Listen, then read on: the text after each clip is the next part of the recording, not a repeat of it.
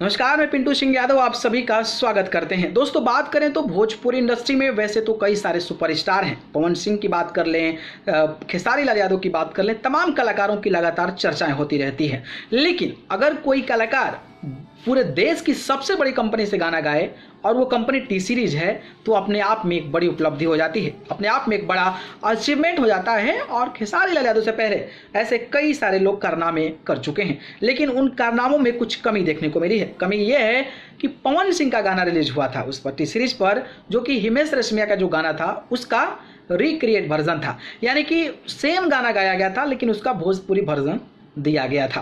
तो वो उनका एक ओरिजिनल सॉन्ग के तौर पर पेश नहीं किया गया। हालांकि उन पर काफ़ी ज़्यादा प्यार मिला, वो गाना ट्रेंड भी किया था और इसके लिए भोजपुरी इंडस्ट्री के लिए प्रसन्नता की बात होनी चाहिए। वहीं बात करें तो जिस तरीके से लॉन्ग लाची का रिक्रिएट वर्जन अक्षरा सिंह ने किया था, हालांकि अक्षरा सिंह ने रिक्रिएट वर्जन किया, उन्होंने भी अपना गाना नहीं गाया बल्कि किसी और के गाने को ही रिक्रिएट किया और उस पर भी लोगों को काफ़ी ज़्यादा प्यार मिला और उस पर भी जो लोगों का प्यार मिला, जिसकी वजह से वो गाना ट्रेंडिंग में गया।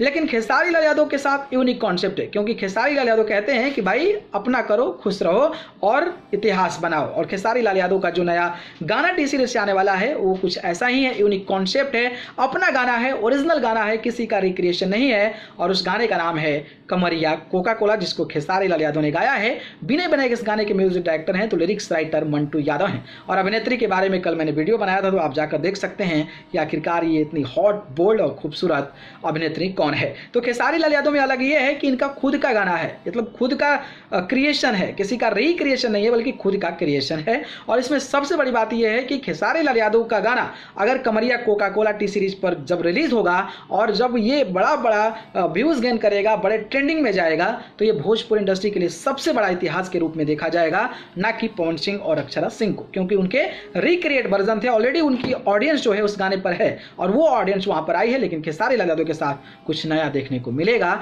और खेसारी लाल यादव शायद इसीलिए इतिहास machine, record machine, trending star, super star कहे जाते हैं। और आपकी नज़र में क्या है ये हमें ज़रूर बताइएगा। धन्यवाद।